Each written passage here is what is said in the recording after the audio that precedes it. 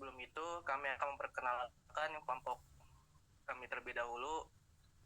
Di sini ada Rimbun Jaya, saya pribadi Denny Munifarianto, Rangga Pradita, dan Vicky Fidiantoro. Yang pertama akan dibaca oleh saya pribadi tentang pengertian pengukuran risiko. Harusnya teman-teman sambil nerima orang-orang yang pengen masuk dulu.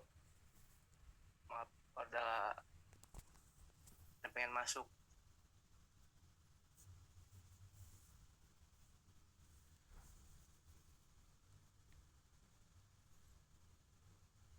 Jadi yang pertama, pengukuran risiko adalah proses menilai seberapa besar potensi kerugian yang mungkin terjadi akibat suatu peristiwa. Tujuannya untuk membantu pengambilan keputusan dan menentukan strategi pengendalian risiko. Tujuan pengukuran risiko yang pertama, mengetahui tingkat kemungkinan dan dampak risiko. Kedua, menentukan prioritas penanganan risiko. Ketiga, menyediakan data untuk keputusan manajerial. Yang terakhir, menilai efektivitas pengendalian risiko yang ada. Selanjutnya akan dibaca oleh Bapak Rimbun. Baik, prinsip-prinsip pengukuran risiko. Pertama ada kepemimpinan, objektif menggunakan data dan fakta, bukan asumsi. Terus selanjutnya ada kuantifikasi, selanjutnya risiko harus dinyatakan dalam ukuran yang jelas, angka, nilai, atau probabilitas. Selanjutnya konsistensi, terus metode pengukuran harus seragam agar hasil bisa dibandingkan. Transparansi, selanjutnya proses dan hasil pengukuran harus dapat dijelaskan secara terbuka. Lanjut slide. Lalu akan dibaca oleh teman kami, Vicky Fidiantoro.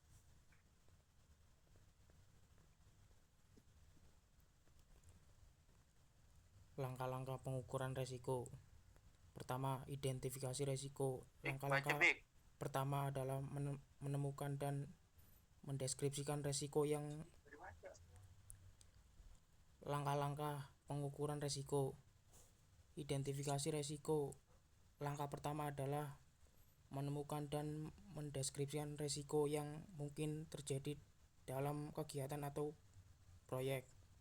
Kedua, menentukan parameter risiko, kemungkinan probabilitas terjadinya risiko. Ketiga, menilai kemungkinan terjadinya likelihood, ukuran seberapa besar peluang risiko terjadi. Contohnya 1 sama dengan sangat jarang, 3 sama dengan kadang terjadi, 5 sama dengan sangat sering. Keempat, menilai besarnya dampak atau impact, untuk seberapa besar kerugian atau gangguan yang ditimbulkan jika risiko terjadi.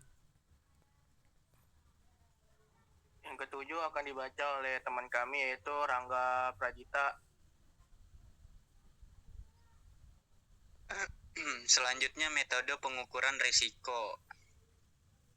Metode pengukuran risiko ada dua, yaitu kuantitatif dan kualitatif. Nah, yang kuantitatif seperti analisis statistik, simulasi Monte Carlo, value at risk atau VAR.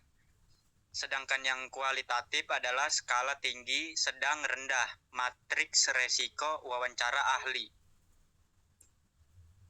Dan manfaat akan dibacakan oleh teman kami, yaitu Bapak Rimbun.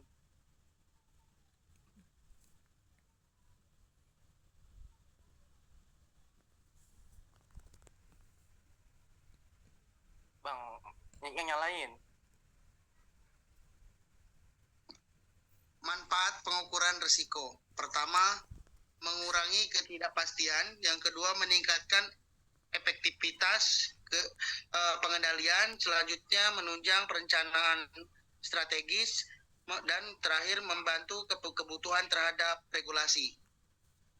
Lanjut slide. Kesimpulannya tentang presentasi kami, yaitu pengukuran risiko adalah fondasi utama dalam manajemen risiko. Prinsipnya objektif, relevan, konsisten, dan dapat dipertanggungjawabkan. Hasil pengukuran membantu organisasi mengambil keputusan yang bijak dan efisien.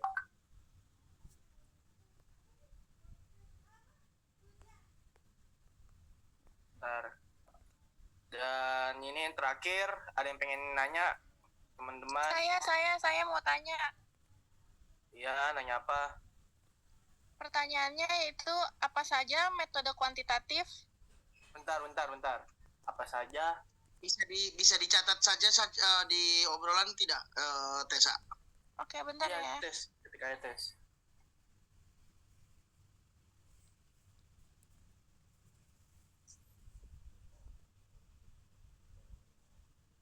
Nah,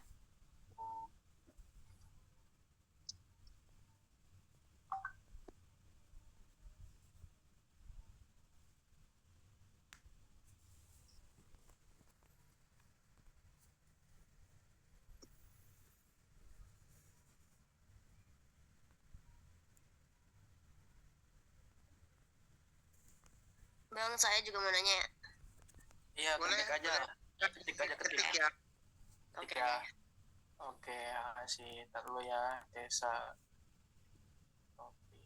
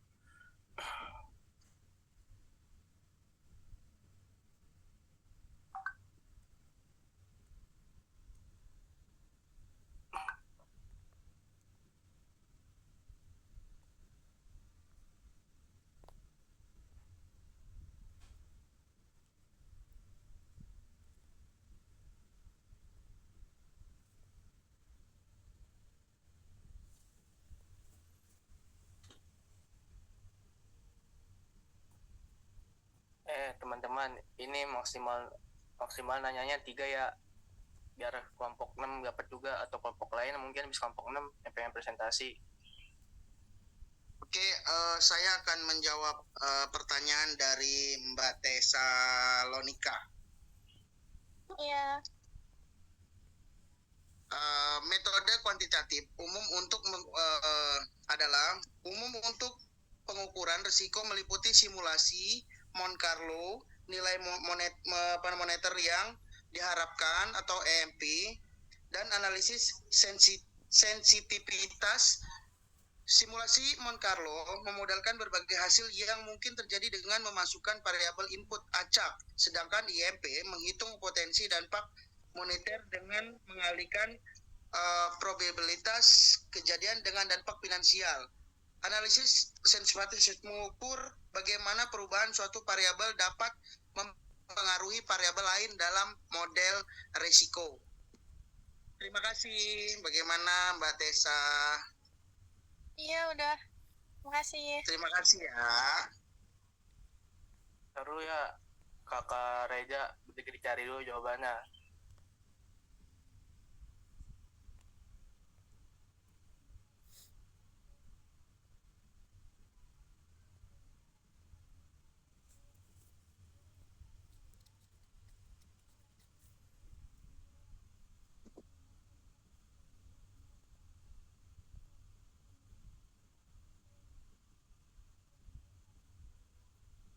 Baik, untuk Kak Reja, saya akan jawab sendiri. Pertanyaannya, bagaimana cara memastikan bahwa hasil pengukuran risiko benar-benar objektif, relevan, konsisten, dan dapat dipertanggungjawabkan dalam praktiknya? Jawabannya, untuk memastikan hasil pengukuran risiko benar-benar objektif, relevan, dan konsisten, dapat dipertanggungjawabkan, diperlakukan penerapan kerangka kerja dan praktik terbaik. Manajemen risiko secara sistematis pendekatan ini mencakup penggunaan metodologi standar, data berkualitas, dan tinjauan berkala. Itu Kak, jawaban dari kelompok kami. Oke bang, Kak Reza, thank you ya. Oke Kak. Nah untuk pertanyaan Berarti, terakhir. ada yang pertanyaan terakhir kan? Sekali lagi, satu lagi kita buka kesempatan buat bertanya guys. Kalau tidak untuk kelompok 6 atau kelompok lain pengen maju.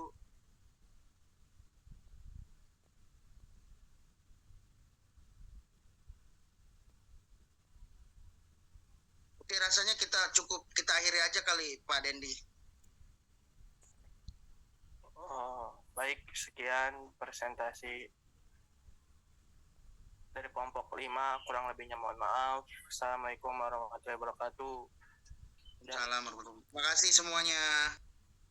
silakan untuk kelompok 6 pengen maju.